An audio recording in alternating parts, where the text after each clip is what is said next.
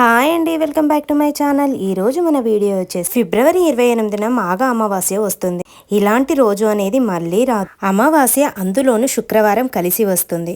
ఈ విధంగా చేయడం వలన ఇంట్లో ధనానికి లోటు అనేది ఉండదు. ప్రతి పనిలోనూ కలిసి వస్తుంది.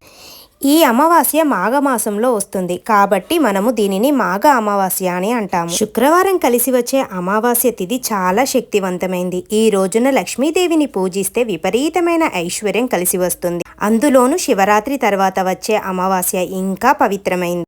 కాబట్టి ఈ మాఘ అమావాస్య నాడు కొన్ని శక్తివంతమైన పరిహారాలను పాటించడం ద్వారా జీవితంలో గొప్ప స్థాయికి ఎదుగుతారు. ఇలాంటి అమావాస్య చాలా అరుదుగా వస్తుంది. ఎందుకంటే ఈ అమావాస్య రోజున ఎన్నో అమృత గడియలు ఏర్పడ్డాయి. కాబట్టి లక్ష్మీ కటాక్షంతో ఎవరైతే ధనవంతులు కావాలి అనుకుంటున్నారో, జీవితంలో గొప్ప స్థాయికి ఎదగాలనుకుంటున్నారో అలాంటి వారు ఈ వీడియో తప్పకుండా చూడండి. మీ జీవితంలో ఊహించని అద్భుతాలు అనేవి జరుగుతాయి. ముందుగా ఎవరైతే ఈ వీడియో చూస్తున్నారో ఒక లైక్ అయితే కొట్టండి, అస్సలు మర్చిపోకండి. ఈ అమావాస్య రోజున తెల్లవారుజామున నిద్ర లేచి ప్రతి ఒక్కరూ ఇంట్లో పూజ చేసుకోవాలి. శ్రీ మహాలక్ష్మికి ప్రీతికరమైన శుక్రవారం నాడు, అందులోనూ అమావాస్య గడియల్లో ఇంట్లో ఒక చిన్న దీపం వెలిగించినా సరే మీ ఇంట్లోకి వెంటనే లక్ష్మీదేవి అడుగుపెడుతుంది. మీ ఇల్లంతా కనక వర్షంతో నిండిపోతుంది. కాబట్టి ఈ అమావాస్య రోజున స్త్రీలు ఉదయాన్నే నిద్ర లేచి తలస్నానం చేసి ఇంటి గడపలకు పసుపు రాసి ఇంట్లో పూజ చేసుకోవాలి. అమావాస్య రోజున తలస్నానం చేసేటప్పుడు నీటిలో కొంచెం కల్లుప్పు వేసుకొని తలస్నానం చేస్తే నరదృష్టి సమస్యలు తొలగిపోతాయి, మంచి ఆరోగ్యం లభిస్తుంది. ఈ అమావాస్య రోజున ప్రతి ఒక్కరూ ఇంటి గుమ్మానికి ఖచ్చితంగా పసుపు రాయాలి. అప్పుడే శ్రీ మహాలక్ష్మి ఆశీర్వాదం అనేది లభిస్తుంది. ఈ అమావాస్య రోజున పూజ చేసేవారు గులాబీ పూలతో లక్ష్మీదేవిని పూజిస్తే డబ్బు పరంగా మీ ఇంటికి బాగా కలిసి వస్తుంది.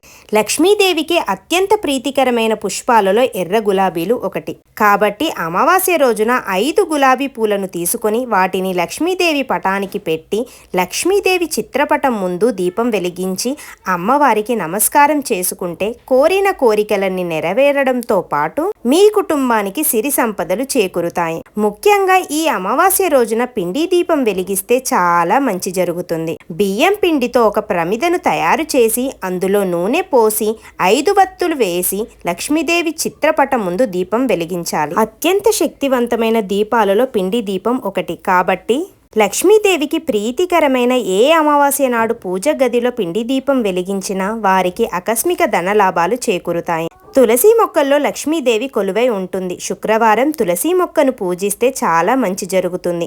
అందులోనూ శుక్రవారంతో కలిసి వచ్చిన అమావాస్య రోజున తులసి చెట్టును పూజిస్తే రెట్టింపు పుణ్య ఫలితం దక్కుతుంది. ఇంతటి పవిత్రమైన మాఘ అమావాస్య రోజున తులసి చెట్టును ముట్టుకున్నా సరే విపరీతమైన అదృష్టమైతే కలిసి వస్తుంది. లక్ష్మీదేవి అనుగ్రహం సిద్ధిస్తుంది. తులసి మొక్క ముందు ఒక దీపం వెలిగించి తులసి మొక్కకు 5 ప్రదక్షిణలు చేస్తే చాలు, చాలా మంచి జరుగుతుంది. అంతటి శక్తి ఈ మాఘ అమావాస్య తిథికి ఉంటుంది. అలాగే ఎవరైతే డబ్బు సమస్యలతో ఇబ్బంది పడుతున్నారో అలాంటి వారు కొన్ని తులసి దళాలను తెచ్చుకొని మీ పూజ గదిలో పెట్టుకోండి. ఈ శక్తివంతమైన అమావాస్య రోజున పూజ గదిలో తులసి ఆకులు ఉంటే డబ్బు పరంగా మీ ఇంటికి బాగా కలిసి వస్తుంది. డబ్బు సమస్యలన్నీ తీరిపోతాయి. అలాగే మనలో చాలా మంది నరదృష్టి సమస్యలతో బాధపడతారు. కాబట్టి మీ ఇంటికున్న నరదృష్టి సమస్యలన్నీ తొలగిపోయి మీ కుటుంబానికి మంచి జరగాలంటే మీ ఇంటి ముందు గుమ్మడికాయను కట్టుకోండి. ఈ శక్తివంతమైన మాఘ అమావాస్య రోజున ఇంటి ముందు లక్ష్మీ స్వరూపమైన గుమ్మడికాయను కట్టుకుంటే మీ ఇంట్లో ఉన్న సమస్యలన్నీ తొలగిపోయి నరదృష్టి దోషాలన్నీ తొలగిపోయి మీ ఇంటిపై లక్ష్మీ కటాక్షం ఎల్లవేళలా ఉంటుంది. అయితే ఇంటి ముందు గుమ్మడికాయ కట్టలేని వారు ఒక ఎర్రటి వస్త్రంలో కొంచెం గల్లుప్పును వేసి మూటలాగా కట్టి మీ ఇంటి ముందు వేలాడదీయాలి.